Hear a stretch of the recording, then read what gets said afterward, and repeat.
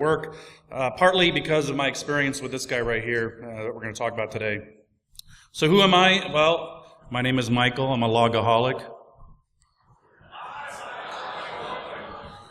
I'm a blue team defender, malware archaeologist, and logaholic, of course. I love properly configured logs. Logs are awesome. I was at SplunkConf this last week teaching people how to do, who was there? Who said woo? There's somebody else in SplunkConf here? And I love the logs because they tell us who, what, where, when, and hopefully how malware or the behavior of malwarian occurred, what happened, what they do. I'm the creator of the Windows logging cheat sheet. It's a great reference. If you want to know how to configure Windows logs so they actually tell you something, please go out and check that out. It's on everything I talk about here is on malware archaeology, except for the bottom one. I also am going to be releasing a Windows PowerShell logging cheat sheet, and just released the Windows Splunk logging cheat sheet for you Splunk folks. You can interpolate that for other logging solutions if you want. And also the creator of the malware management framework. So malware management, think vulnerability management. I read reports, I take the artifacts out of that, and I apply it to my security solutions, or that's where I look for things. I'm also the co-creator of LogMD, the log malicious discovery tool with Mr. Betcher right here, who I'm lighting up. Raise your hand. Stand up. There you go. So we'll be covering that here in a second. Brian is with the other Brian on Breaking Down Security Podcast. So the goal is interaction. Don't be a ding-dong, because you'll get rewarded if you ask questions. Short questions, of course. I don't want to slow this down too much, but there is some wiggle room in here. So by all means, please, Brian or myself will throw you a ding-dong if you ask a good clarifying question.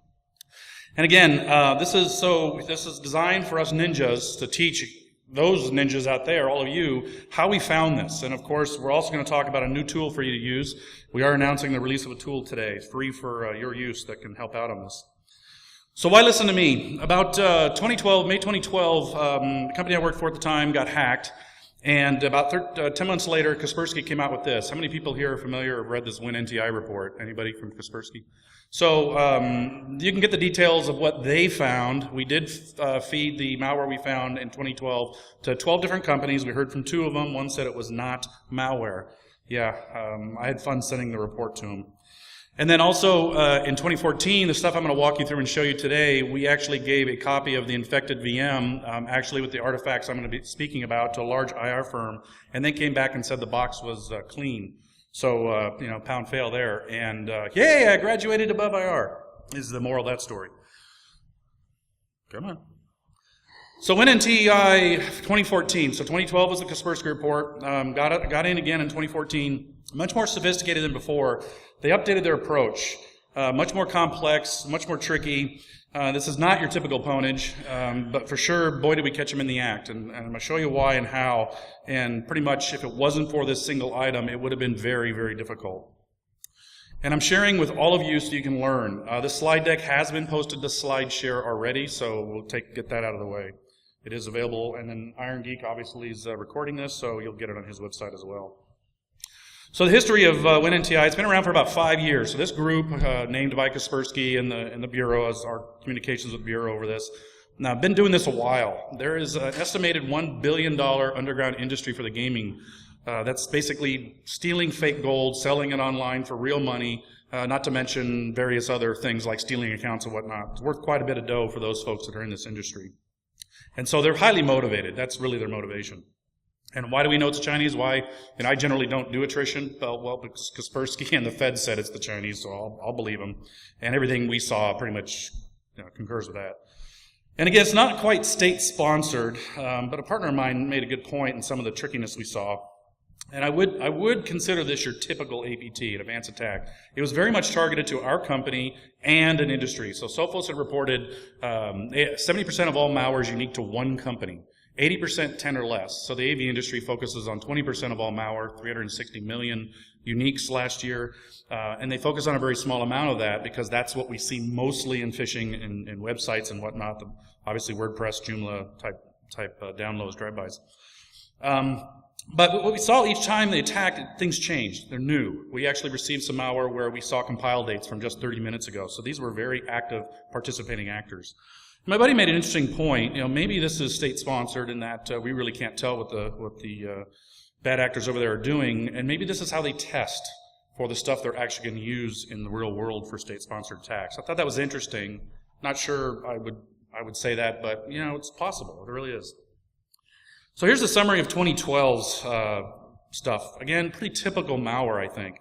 With a lot of DLL injection. They dropped DLLs in the WBM directory. What happens there is when WMI started, it loads the DLL automatically. Pretty much don't have to do anything else. They used the Explorer when someone logged into the box. Explorer.exe called a DLL called linkinfo.dll, automatically loaded the malware when a user logged in. So they had multiple mechanisms to get into the box. Stored files in System32 and program data, pretty typical, looking like video drivers and stuff like that. Oddly enough, they did send us the Lenovo video driver that went around a couple years ago that had been hacked, and we were an all HP house, so that was kind of worthless, stuck out like a sore thumb. And they also use, how many people here have seen or read anything about the sysprep crypt-based compromise? Yeah, I know he knows about it. So if you're not monitoring for the execution of sysprep, I highly recommend you do. As a matter of fact, in one of the malwares I'm going to talk about later, I'm actually seeing this in commodity malware now, and it's actually been extended its use. I've only seen it used exactly like you see here, sysprep crypt-based DLL. So you just have to create a bogus, malicious crypt-based DLL, run sysprep space crypt-based, and boom, it loads. But I've seen some more sophisticated command lines on that, so I'm going to forward that to Microsoft because that to me is interesting. I think they need to fix that utility, is my guess. And they also had a boot up backdoor. So this thing was cool, real pain in the butt, because when you have RAID assemblies and big storage arrays, and you want to take the drive, you take the drive down like a workstation, you pull the workstation out, you put it in a test lab, and you can scan the disk. It's not that easy with servers, especially when they're in other countries. It's really hard. And so they had a little netcat kind of backdoor where when the system booted up, it read from disk, loaded and deleted itself, and then wrote down to disk after it was done. And the cool thing was we had a power outage in one of our office locations and one of our Exchange servers that had it, because we were trying to figure out exactly what the mechanism was, and it went away. And we're like, eh. So I pulled the power on a server here in town that I had, not here where I live in Austin, and poof, the malware disappeared. So interesting ninja tip, if you're dealing with an all-memory malware, just pull the power, shut your services down, the databases, whatnot, just kill it, because it can't finish doing the write down back to disk. And that was a very effective cleaning technique. Lots of new services. So this is very typical, just like you see in the retail POS attacks. Home Depot, Target saw the installation of 2 services. That alone should have alerted them to the detection of that kind of POS attack. And then they also put multiple infections on a machine. In some cases, some machines had a completely different infection, very small quantity. So the idea was if you caught the bulk, there would be these other variants of things elsewhere that they can get back in with. So you couldn't really focus at one thing. It was 3 or 4 things. So WINNTI 2014, new stuff. Dude, this is cool. So what triggered it? What changed? They avoided the methods they used before. This was really cool. I mean, they really avoided what they had done before. Probably because they booted everybody out so fast, they said, well, we can't do that again. Fortunately, we were doing really, really good logging, and we're ninjas after all, so we were able to detect it. So let's summary of the components here. They utilized plug X in regards to the O-Day, the patient 0 and the O-Days they were using. And they also had a litter of plug X around. It's very modular. It's an exploit kit. They can write things for it. And so we saw this kind of on the entry points that they would use. They also had DLL injection on SQL Server. Now that's unique because it's 5 directories deep. So when SQL Server would start all these processes, it loaded eventually cscapy.dll and then infected the SQL Server, which allowed them to then go in and run the .NET command series and XP command shell and do all kinds of ponage on the database. Fortunately, we caught them quickly so they didn't get any data out. They had a binary infector, so this thing's pretty cool. I'm going to talk about that a little bit. And a driver infector, which placed drivers. I'll talk about that as well. The cool thing here is they hid not only the scripts, but the payloads in the registry. So I'm going to walk through some of that. And the registry is like, huge, it's huge. It's a huge database. So how the heck do you find stuff in the registry when you can put anywhere? So we'll cover that as well. So patient 0 was pretty much a user. It was not an admin. So this is the cool thing. Usually the admins are the ones that got popped. In this case, the guy was not an admin. We verified that for sure. And he ran a bunch of Office at the time that we saw the hop over, so we think they took advantage of an O-Day. We did verify that some of the Office stuff had not been up-to-date patched, so fairly recent O-Day. And once that account got compromised, obviously that box got compromised with the O-Day, got admin access, they jumped immediately to domain controllers and used the backup credentials, the backup software credentials to do that. And once they had the backup credentials, boom, they could go pretty much anywhere in the environment. Pretty typical that they would do this. Always go to mail servers and DCs. Why is that? They have access to everything everywhere. So watch these things heavily, especially Exchange servers, because it has a great exfil with mail. And from there, they spread all over the place on these servers. Same MO as 2012, so they have a very specific thing. They want to get a box, go to a domain controller, and bloom, litter out from there. So files dropped and gone in 60 seconds. They used, when the initial droppers came in and they spread them around, they used the public accessible directories. Why? They didn't have to worry about which user context they were in. These directories are available to everybody all the time. And they also littered different pieces and parts within those directories. And they deleted these infector files like this. I mean, these things were gone in a second or so. But they did leave a couple on disk. Again, the SQL Server file called cscapi was there, only on SQL Server boxes and only on some of them. qwave.dll is a normal sound driver or a sound support file for Windows workstations, but does not exist by default on Windows servers. And that popped up all of a sudden on these boxes that were infecting. They also picked on our management software. So if you ever wonder, I'll just exclude my management software out of my Splunk queries and stuff, yeah, you might want to rethink that. Now in this case, they just added some new files. They added drivers, and again, drivers don't log very well in Windows. They know we do really good logging, so they were trying to avoid that.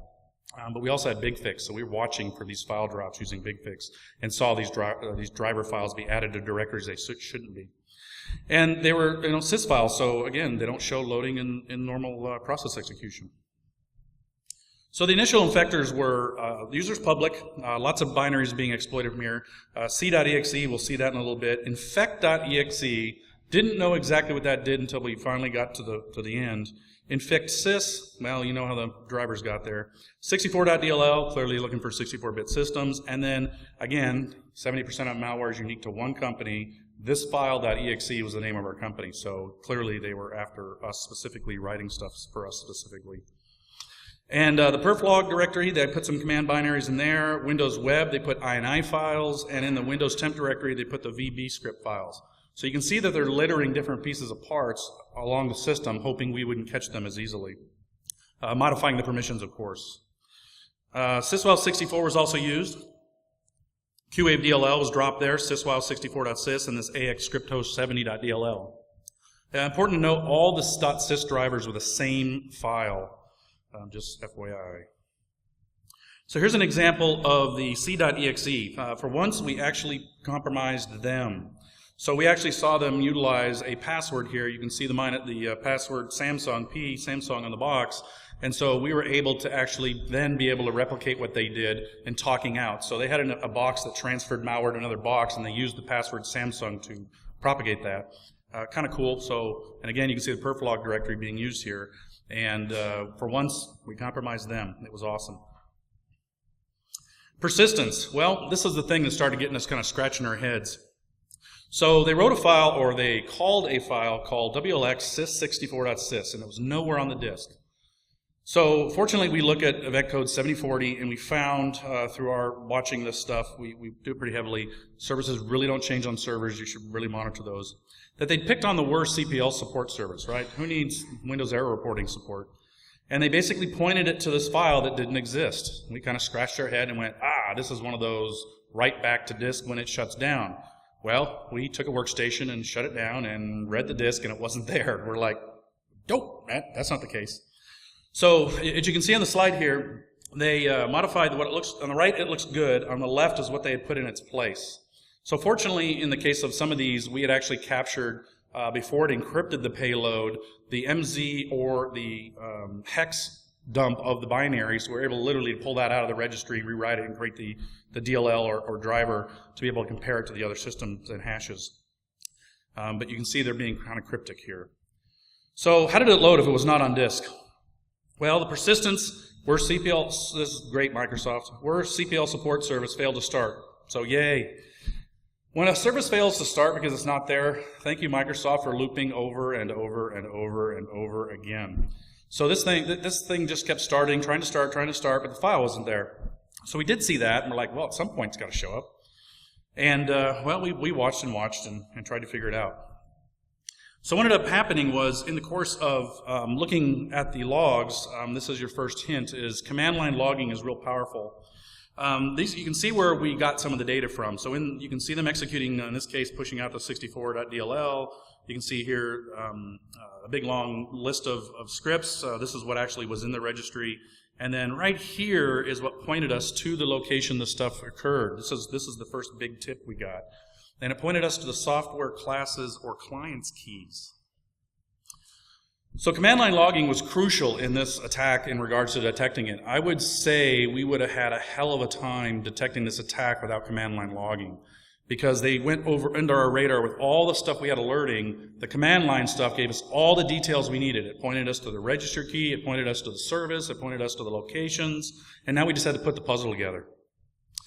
Now, as of last year, up until February 2012, February of this year, command line logging was only available on Windows 8.1 and 2012 R2. February, this auth O-Day thing that Microsoft had, they pulled that code from 8.1 along with a couple other service packs and pieces, and they enabled command line logging on Windows 7 and 2008 servers. So now you can do it all across the board. So very cool in regards to that. You do need to apply the read KB 34375 to learn how to do that. And so we had seen them execute all these commands, right? So bottom line, cscript, command.exe, cackles, net, take own, push d, attrib. This is not normal administrator behavior, not all at once, and not on 20, 30, 50 machines. And so you can see here the things that are called, again, pointing to the registry that they're pushing stuff for. Here's the starting of the service or stopping the service. And again, launching cscript to do some stuff, push D. Again, next to that, you can see software clients. And so we went looking, and then take own. So they're taking ownership because they don't want us to easily find these things. And again, it pointed us to the registry. And here's where the payload was. And again, look at the bottom. And this is the, in this case, it's hex. And so, no, this is the encrypted stuff. They called it hex, but this is the encrypted payload. So we had no way of going, well, what is this? So fortunately, there were 3 cases. This payload when it got dropped, initially as an MZ in the registry, so literally started with MZ and all the code, and then they dumped it over to hex 45A, and then they encrypted it. So different states of the box being infected left these keys in various states. And when we replicated this in the lab, we immediately saw it go to hex, which gave us an idea what to look for. Just look in the registry for 45A. That can't happen too often. And we just kept playing and kept playing. And when we saw it go encrypted, we knew we had all the parts. So again, hex in some cases, as you can see here. Reg binary, right? They're calling the binary. It's encrypted. And when complete, it was encrypted. Other than that, sometimes it hung. Still, we didn't have enough to figure out how it did it. So this was new for 2014. We'd never seen them do this before. And I'll talk about how to detect this condition here in a second. They added 3 values to the keys. Again, the classes or clients key. They also used another key called binary with an acrobat. This is one of their, they only did it 3 places kind of backdoor. But same driver, same information. They just kind of put it somewhere totally different. Because once we knew what to look for, it was really easy to scan the environment. And they put these 3 keys in, put file, file, and read. So put file, well, here's the data that they in there. Again, not much use to us because you can't read it, right? So we really had to kind of reverse this and figure out what they did or catch it in the act where it was in the clear, which is what we ended up doing. So you can see here, and this is the lab printout where we tried to infect the box in the lab, and you can see it here, it's in hex, 45A. So definitely something to focus on. And after they got that stuff in the registry, got it all working the way they want, let's go back to infector.exe. What did it do? So we started playing with these executables that we'd captured, and I'll show you how to capture those in a second. So they had one for the DLLs, and they had one for the drivers. How they did this is they altered our management software. So whether they used caves, I never got around, I had left the company, never got around to it, whether they used caves to do that or they put some jump codes in there. The funny part was our software still worked perfectly well. That's really what was crazy.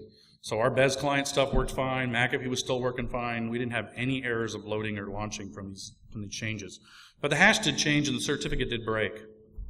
And you can compare the strings of both files and clearly see they had been altered. So they had attempted a few other binaries and failed. It was custom code, probably why it failed. It didn't follow the typical standards of Microsoft APIs. And then we tried it on several files and were able to infect those as well. So this infector is kind of a pain in the butt. So it can infect pretty much any executable you have on the box. So again, back to the persistence, right? So now that we had this infect.exe and we were able to see where everything went, we had to basically put the puzzles and pieces together. And so again, back to that file that didn't exist in program files, common files.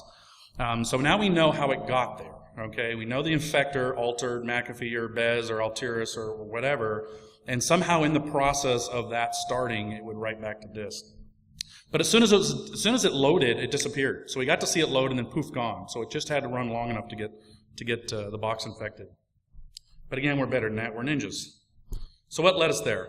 Well, first we did a malware discovery baseline. So this is my concept of taking the good hashes and comparing them to a suspect machine. So we had a couple big files that were kind of typical to our Windows environment. So it was pretty easy, pretty quick to be able to run these through some of the boxes on the servers that had been infected. And we compared those to the suspects and used our master file repository, our big hash database of good stuff.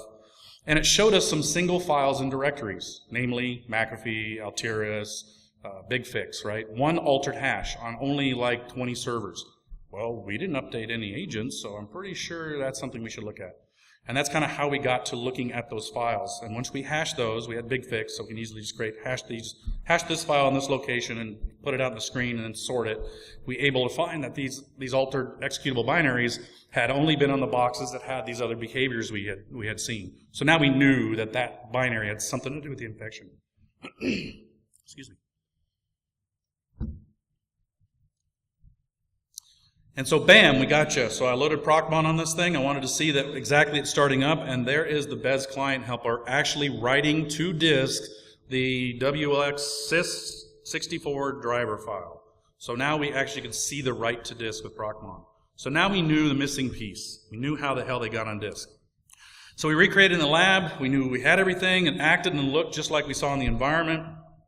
And we had a high confidence remediation, right? You do not clean your boxes until you know you have every component, because if you miss something, they're going to alter their behavior and immediately nail you with something else that they've got waiting. And by the way, this didn't take us 210 days mean time to detection. This happened in Thanksgiving of last year. We had it cleaned up by Christmas. So way ahead of the norm of 210 days for sure. So finally, malware management allowed us to set up alerts and artifacts from malware analysis. So if you read, for example, perfect example, if Home Depot had read the Target iSight Partners report and looked for those artifacts on their system, they would not have been breached because they would have seen the new services were a component of the Black POS software and, in theory, could have alerted on the fact. Of course, our own experience, we've been dealing with these guys for over 3 years. And Malware Discovery with the hash comparisons allowed us to find the nuances of not doing the entire box, but cherry picking some of the infected ones and trying to find some odd hash variances, which work really, really well. And then malware analysis, of course, gave us the details we needed.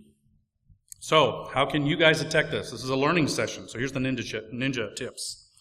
How we harvested the malware. Kind of silly, really. But again, some processes hung. As they infected stuff, it literally did not complete.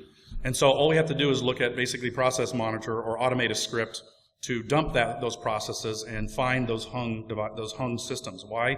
The command line showed us the name of the executables they were using, so all we had to do is see if any of those are running in the environment. And command line logging is what pointed us to those executables. By the way, the executables they use, this happens a lot with malware, do scans for parentless binaries, meaning if I launch WinWord and WinWord has an executable in it that's bad, VB script writes out the disk, and you close WinWord, this thing does not have the parent ID. Better yet, if you have SVC host, commonly used in malware, has to be loaded by services. So if you go into Process Monitor or Process Explorer and you see services.exe, below that in the chain of the tree is going to be service host. If it's outside that, yeah, it's bad. So that's what I'm talking about. Look to see what the parent process ID is for these binaries. Almost 95% or more of the cases, these things must have a normal logical parent, except for the stuff that we all write because we generally do all kinds of funky things. Oddly enough, because of the command line logging, we wrote a script, really complicated script. Here it is. We did a robocopy to basically create a directory. We called it captured. I changed it to woohoo because that just sounded better. And we robocopied to woohoo, and when the boxes got infected, it copied everything they did in these directories, and we got copies of the binaries. So we started putting that running on all the servers across the environment to try to catch all the binaries and all the locations we'd seen on the existing servers, because they were going at it while we were going at it. Complicated script. Everybody here can definitely do that one. And this is great for doing it in your lab. If you're infecting in a lab, which we'll talk about in a second, the user app data space, you want to harvest the funkiness that happens with malware, crypto, and all that. I highly recommend you run loops through app data local low, and app data roaming. You'll catch all kinds of tidbits and artifacts that normally get dropped, executed, and deleted within a split second. So here's your top priority. This is your takeaway to go back to work and say, how do I start doing this so I can catch the stuff Mike's catching? Well, there's the KB, 343.75. I got the URL in there. Again, these are in SlideShare, so don't bother worrying about it now. These 10 items, your advanced audit policies, yes, use the Windows logging cheat sheet. If you're a Splunker, how many people here are Splunkers? Yeah, so go get the Windows Splunk logging cheat sheet, incorporate the two, and you're going to be way ahead. Yes, 4688s are the new process creations. They're noisy, but you can filter these out. At least collect them locally so you can use some sort of script or new tool, intent, to actually pull this information out if you're not. How many people here have log management solutions? Let's out of curiosity see. It can be anything. Have a SIM. That's not even half the room. That's like a third of the room maybe. So you're really going to like the latter part of this. Process creation login. You want to see that they're brute forcing stuff. So yes, you look for successes. Screw the failures. They know your creds. Audit file shares. So when they're hopping over, you want to definitely monitor your shares so you can see them connecting to them. You definitely want to start turning on some file registry auditing and file level auditing, and registry level auditing on obvious keys. So once we saw them do this, we went and turned on registry auditing across all the classes keys and clients keys to see if they created some new keys. And then, of course, Windows Firewall. You can use this in Enterprise if you don't want to use the Windows Firewall. Put it in the any mode. Just don't set it in the OU, the root OU, and disable it. You're going to have to pull it out of there, put it in another OU, set it to the any or off mode, create another OU that turns it on in any. If you're investigating a machine, drag that machine in there, and you'll get it turned on. Highly recommend this because it gives you the process name and then the IPs they went to. So malware.exe went to 1.1.2.2. Really powerful. And of course, services. Not only new installed services like hit POS stuff, but also the changed existing services. And then PowerShell logging. Definitely can't say enough about this, but you're going to have to create a default profile and set your execution policy to restricted so that if they do execute PowerShell commands on you, which I see a lot in commodity malware right now, you're going to be able to catch that command line unless they do an execution policy bypass, which again is an indication that's what they're trying to do, and that makes a great Splunk alert and is in the logging cheat sheet. So here's a typical example. Remember those commands I showed at the very beginning of all the things they executed. So you build one of these, for you Splunkers, this is the Splunk alert right here, and you put all the different things in here. I mean, I've got Mimikatz and Netstat, and I just keep adding to this thing as I read malware reports. Oh, that command got used, sysprep is in here, and all the things they executed are in here.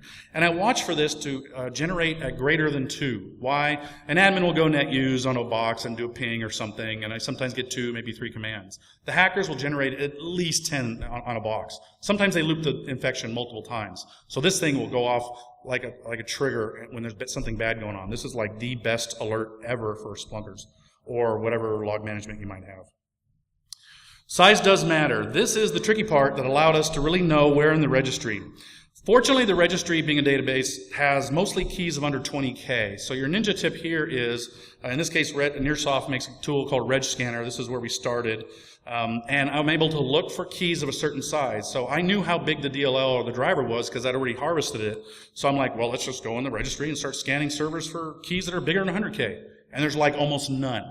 So even if they've broken up their malware, if you scan for keys bigger than 20K, you'd have to break up your malware an awful lot and risk it getting corrupted.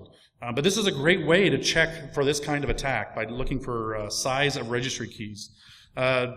David Longnecker in Austin, we had done some tweeting, and next thing I know, he writes Reglister, a Python script to actually go out and look for the size of registry keys, and watch Malware Archaeology or log-md.com for maybe more on that in the future. Enhanced logging. This is a great tip for incident responders or working in a lab. I turn on Sysmon anytime I have a funky box, but I have to give a huge shout out to Jason McCord, Digerati82. How many people here ever heard of the Windows logging service? So this is Sysmon on steroid. I highly recommend if you're looking for an alternative logging agent, whether it sends it to syslog, so you don't have to have fancy log management here. But the stuff it collects is awesome. Definitely take a look at that. But Sysmon's a sysinternals tool. The cool thing about Sysmon is it'll tell you from malware.exe, or let's use the WinWord example. WinWord.exe drops an executable, and in the process of the event ID 7, I believe it is, you'll see that executable being called, and then the fact that it's not signed. And so Sysmon can give you that kind of look. It also shows you when drivers load. That's another thing it gives you, so you can actually catch the .sys drivers. Malware discovery, real important. Once I labeled a system suspect, take my little batch file, SHA-1 deep64, and run that against the box and get a fairly short list of files to look at. Odd files will show up. So we know how many people here don't have a SIM. So what? You don't have a SIM? Wow. Oh, wait, intermission. All right, so Brian, come on up here. So Brian and I set out to solve a problem, and we'd like to share that to you today. So we're introducing a new tool called LogMD. It's free for everybody here. It is posted officially today, so you guys can go download this. Initially, I was trying to solve a problem of more quickly analyzing malware in a lab. So I was taking a lot of this data that collected through the WINNTI stuff, and I do a lot more with commodity malware, phishing, and whatnot. And I need to know the artifacts, the IPs and things, the location, the file names, the IPs, right? Those artifacts that are important to me as a defender that I can put into my Splunk or my other security tools so it can search the entire environment for who has this condition. And for example, I get a phishing email. I can search Exchange by subject. I can take that, I can harvest that malware out because it's easy. It's an attachment. I can explode it in the lab, use LogMD, get the artifacts, go into Splunk, put the stuff in there, and bam, I know not only who received the email. I can send them an email and recall the message through PowerShell scripts. Send that to the IT guys. But I also have the IPs, and I know exactly who opened the stupid thing and go actually get their boxes remediated. And I have the data to give to the help desk guys. So it's great for investigating a suspect system. Clear the logs, reboot the box, and see what comes up. Right? Another use for it. Incident responders, I can totally see this. I've been referred to a couple IR gigs where I do the 20 questions with the people. I don't know if I have that turned on. So I now have something I can email these guys and say, do me a favor, run this thing. And it is referenced in regards to what it looks for is compared to the Center for Internet Security. We have a nice audit report that you can actually print out, copy into your assessment report, and now you have guidance in what to tell the client, what you should turn on and why. And it also compares it to the Windows logging cheat sheet. We go a little bit farther than CIS does, so I highly recommend you take a look at that. And it also assists you in the tweaking of the file and registry auditing. That's really cool. So when you start turning this stuff on and you play with it, you'll see some noisy keys or whatnot. Like, for example, if you were to go audit the services directory, you'll find TCP is lighting up your logs like crazy. So go turn it off there, and you can use LogMD to do that. And we call it the Log Malicious Discovery Tool. Log-md.com is the URL. And when you run the tool, it will fail until you configure everything here. So that's the cool thing. We are helping to push you or guide you, maybe it's pushing a rope, to actually enable this stuff. Guys, even if you're doing it, and gals, even if you're doing it locally, collect this information. Make sure your logs are big enough to actually carry about a week too, and you probably need to make your security log about a gig, FYI, once you turn all this stuff on. But when the tool finally runs, it will drop a report, CSV, real easy to consume. Use the Excel filtering option. We can demo this after the talks in the couch or HallCon and show you how this works real short. I got another laptop with some malware, so I'll show you how that works. And it's real straightforward. You know, LogMD-H, get the help file. LogMD-C will tell you all the configurations, and then you review it in the output. So again, auditing report, really cool. We also give you 3 whitelists as you're doing this in a box. So take a malware lab, for example. And this is really where it came in handy. I really wish I had this when I was doing the WINNTI work. Because once I started executing this stuff, well, what did it change, right? And I'd be able to run this tool. That's the big advantage here. Is we have 3 whitelists. Okay, I know I have that NVIDIA driver. I don't want to know that. Because I'm looking at command line, I can get very granular at what I throw out as a whitelist. Very, very cool. We can do it by IP address. Source IP, destination port. No source IP. Why? They're all over the place. It's going to be a waste of time to filter by that for the most part. And we also allow you to do file and registry auditing locations and throw those out. No, I don't need to see that directory. I'll clear that out later. The cool thing about that whitelist is it will become what you'll tweak your audit policies on the box or the registry for. So that's a really good way to help filter that stuff out. And then it generates the report. So here's an example of I got a box, it was already infected, and I kind of wanted to see what it did. I cleared the logs, rebooted the box, and ran LogMD. And the yellow highlighted items are the ones you see at the bottom in text. I blew them up.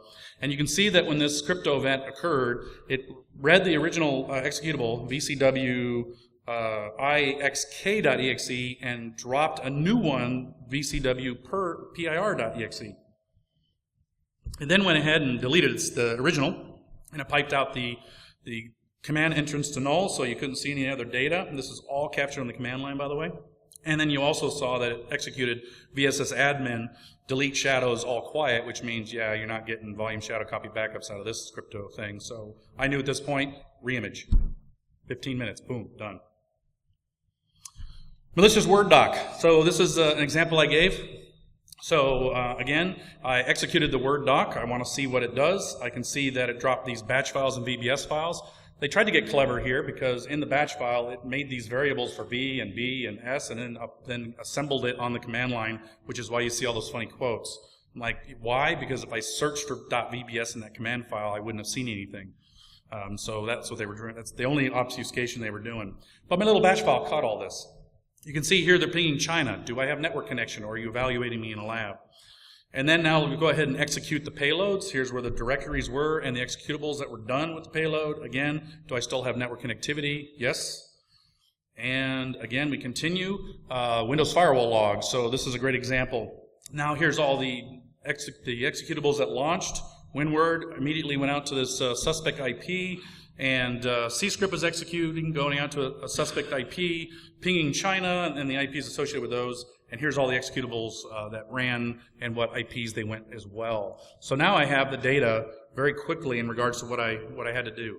So I found out really quickly what process is executed, where it executed from, IPs to enter into log management to see who else opened the malware, the details I needed for remediation, and the details to improve my active defense. And I did this in, any idea?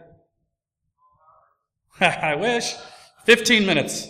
That's how fast this can work for you if you get. Now, granted, I'm involved in the tool, so I can do it faster than anybody right now. That's Brian. But we're talking significant improvement to evaluating some typical commodity malware. I would have really loved to have had this and seen this activity, because I would have turned registry auditing and file auditing on all over the lab when I did the WINNTI stuff. I would have got a lot of details here. So again, in summary, malware is noisy. We can detect it, even this advanced attack. Completely changing their aspect of what they did in 2012 to a new method for 2014. For sure, logs hold all types of information. Quit underestimating logs. I play with a lot of malware tools. I play with tons of them.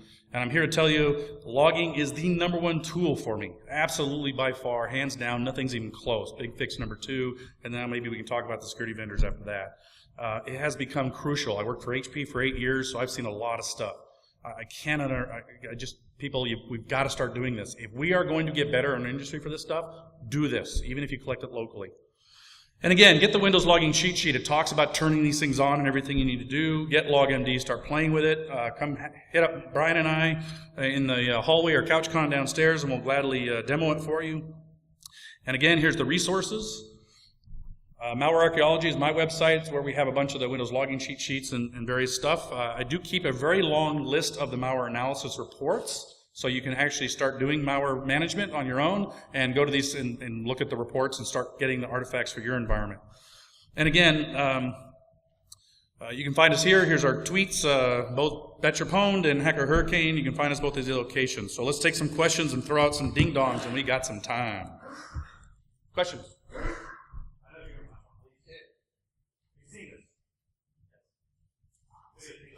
Saw it. I have a question. Yeah, shoot. You mentioned earlier on, you referred to DLL injection and like you referenced the WPN directory. Yep. Was the attacker specifically using skills in that case? Yeah. WMI was used as the persistence mechanism every time it started doing the manual stuff and loaded those bad DLLs. Yes. So you saw kind of these hex or encrypted hex blocks. Yep. Have you ever seen at any time where that's legitimate? No. Have you ever come across that? Yeah, so the question is, have I ever seen this as being legitimate? The answer is no. There's only a handful of keys in the registry that are all large. I mean, they are almost all under 20K. There's a few, they're doing the icons and things, storage of kind of data. But as far as binaries, absolutely not. Nothing like that is normal in the Windows registry. So yes, definitely something to look for. Yes?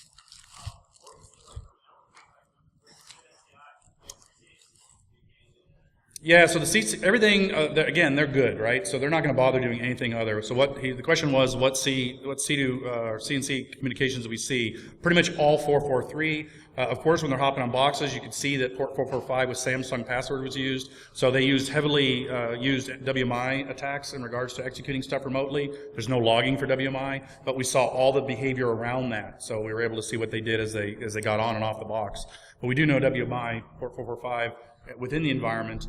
But then pretty much all 443 after that. Good question. And they use the Microsoft API crypto, by the way, so they didn't even bother using their own, built into the box. Anybody else? Questions? Yes, over here.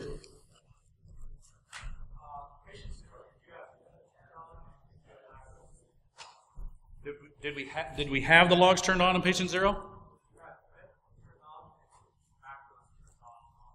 Oh, so people are dumb and they click on them. The user was of no help. He was really kind of a low-end user. So what exactly happened on that box, we don't know. We immediately, we know that everything started there because it was real obvious in regards to the connections going from the box. But what exactly he did, he would not tell us anything of any value, so we really don't know other than it started there. And it was a desktop. It was not a laptop. Question?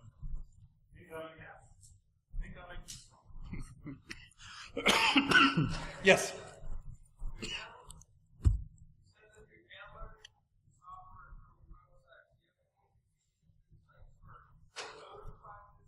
Oh. That is a great question. So you notice I didn't mention that at all. I didn't mention anything about what sites they use to infect the environment with. The Chinese actors with a good APT generally use US-based websites, and they use nothing on a blacklist. They'll actually jump from server hosting company, cheap Persia company A, B, and C, and jump from there. So in 2012, when they were using an AsiaPac server, we just cut off AsiaPac. They morphed and started using OpenDNS, and we cut that off. And then they morphed to use Google DNS. We cut that off. And then they moved to code.google.com, where they used a string on the code page to actually let the malware talk to it and change the direction where it's going. And so they totally went away from that this time. They're like, well, clearly they know we're coming from foreign countries, so we'll just use U.S. servers. And they came from U.S. servers that are used in the gaming environment, so we couldn't just say, well, block all these. They were used for VPN services. All they're doing is buying these host servers and rotating between IPs very quickly. So blacklisting that is almost forget about it. Great question. Anybody else? Yes, over here.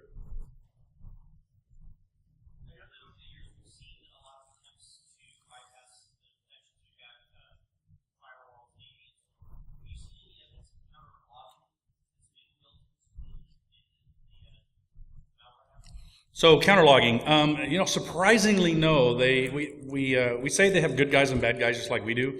And this particular 2012 case, we saw very dumb, sloppy behavior, and we saw very good behavior. One of which is clear the logs. So they stopped doing that because it's such an easy trigger to look for, right? But surprisingly no. And now whether they will in the future, because now we're kicking them out, and we're talking 30 days. This was done. Really. And so, will they start doing that? Possibly. I know Carlos Perez and I have gone back and forth. I used to work with Carlos at HP, and he's working on stuff, and I expect some of that in his talk today, where he can kind of avoid that. You can, with PowerShell, as well as .NET commands, completely bypass writing to the log. So they'll start moving to that aspect. But they will execute things on disk, and that you really can't hide. We'll see. I mean, obviously, this is whack-a-mole, right? So we'll see what they do. People get. Brian, I'll have to the rest. Any other questions? Yes.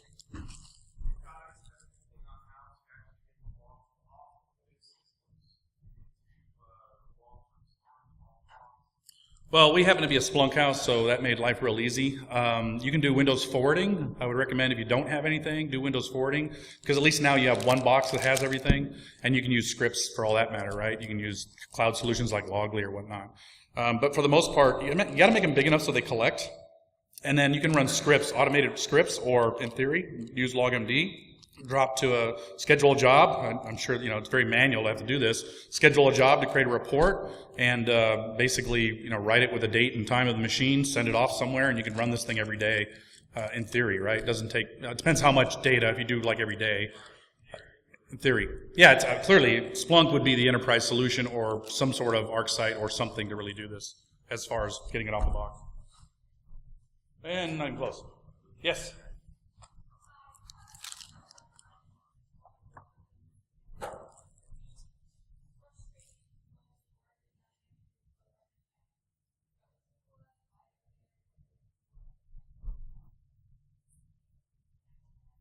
Yeah, so, well, it's China. What are the chances of us really doing anything?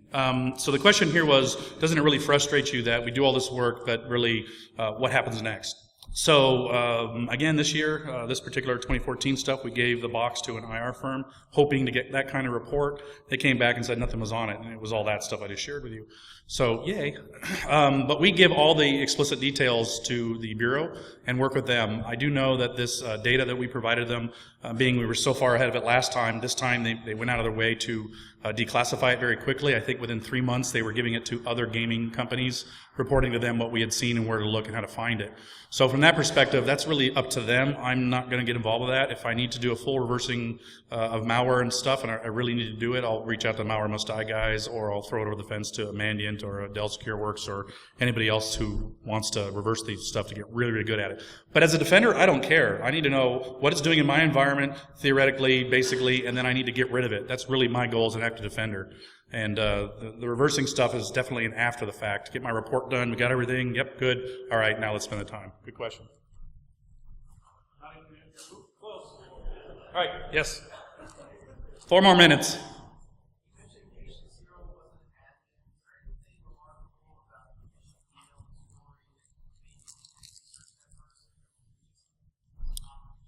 Yeah, we know from the Bureau telling us specifically that in the gaming industry, a lot of the security people would get compromised because they would go after you for jobs and things like that. And the emails we got, for CEO got one, for example, it was beautiful. Uncompromised server to a page that they had just added to the server. I mean, everything looked totally normal. But he had just talked to the guy, which is why he reported it to us. So very close for him to click on it. And we did in the lab and found it was malware. So from that aspect, the phishing is, in the gaming industry, EA just announced a layoff because Star Wars is a big flop. And all of a sudden the resumes go out, so HR gets nailed with that. They're very in tune with what's going on in the environment. They know who we are from LinkedIn. They buy the service. They can see when you join a company, you added a bunch of people from that company. So in my case, I never add people from where I work currently because I don't want that thing to show up in LinkedIn so they can say, he probably works for company B. I just say, I'm not telling you hackers, and I tell everybody who says, hey, can I join your LinkedIn? Nope, not till after I leave the company. So I avoid that to try to get rid of some of that noise. I get invited to a lot of cons in countries I'm never going to.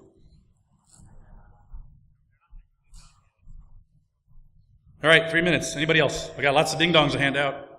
Hit us up in the hallways. You'll still get ding-dongs. I'm not taking these back to Austin. Don't be a ding-dong. All right, we got one here. Oh, great question. Give him 2 ding-dongs. So oddly enough, in 2014, none of it was signed. And what they did when they used the Infector, it broke all the signatures. So they just ignored the whole signature thing all the time.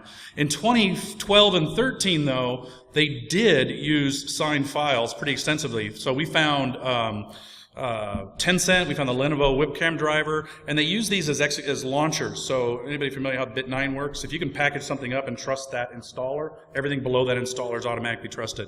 And so they tried to use that logic against us. We didn't have the Bit9 stuff. We were in demo mode when it first occurred, which is probably why they did that. So they used an executable called form.exe, which was signed. They used an Intel driver, which was signed. A lot of these had expired, not revoked. So some of them are very valid, like Tencent. They use that for the QQ chat, and so they just figure out maybe, again, have anybody ever analyzed malware and analyzed drivers that you get from Dell or HP? They look the same. These are probably the after-hours work of driver writers, and so they look very similar in that aspect.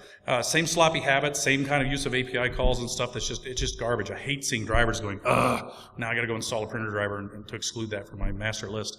But for the most part, no signing in this go-around. Really, really interesting. But last time, and when they did that once a month, once every other month thing, they very much used signed files that are either expired or current from somebody they compromised. Good question. All right. Yes.